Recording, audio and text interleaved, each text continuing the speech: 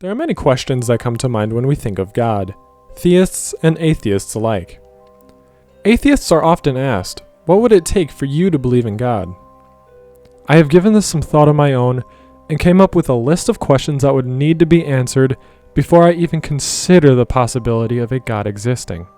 And not answered with cheap, cop-out answers like, God works in mysterious ways.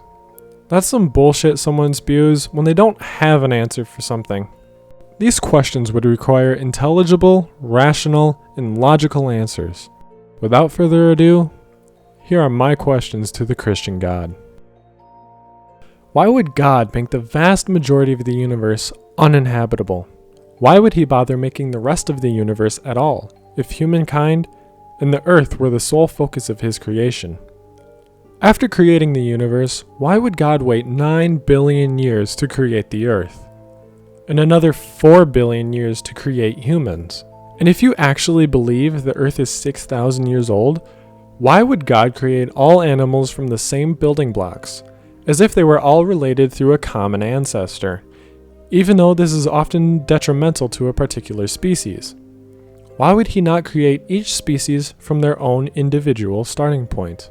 Along with this, why would he provide so much evidence against a 6,000-year-old earth? Why would God, within his creation, create science when it directly contradicts the Bible? Would that not be dishonest of him, if his book is all truth and nothing but the truth?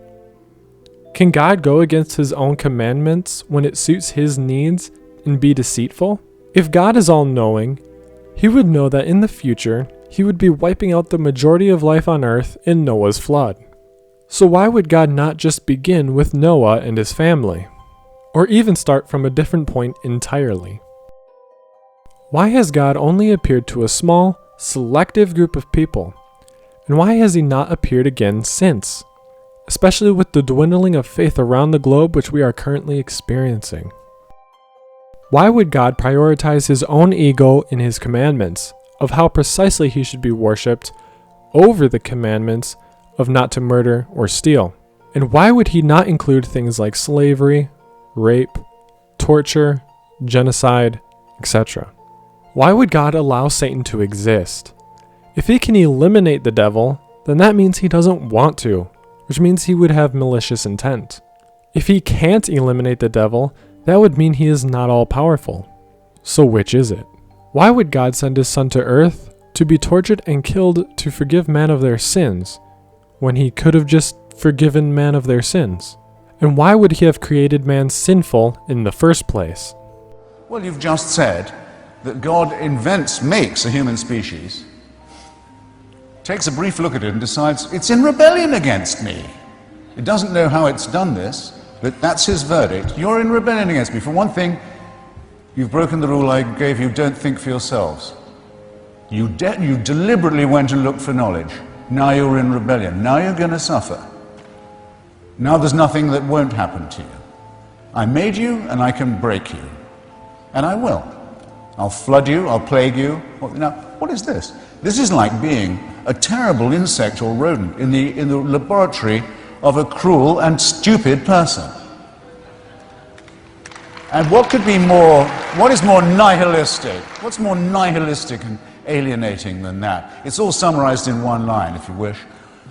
To believe what Dr. Dembski believes and his co-thinkers believe, you have to consider yourself created incurably sick and then ordered on pain of death and eternal torture to be well. This is not morality. Finally, is God willing to prevent evil, but unable? Then he is not all-powerful. Is he able to prevent evil, but not willing? Then he is not all-loving. Is he both able and willing to prevent evil? Then why is there evil? If he is both unable and unwilling, then why call him God? Thank you all so much for watching. Let me know in the comments below what you thought of these questions, and let me know what questions you would ask. Be sure to hit the subscribe button so you don't miss any content, and I'll see you in the next video.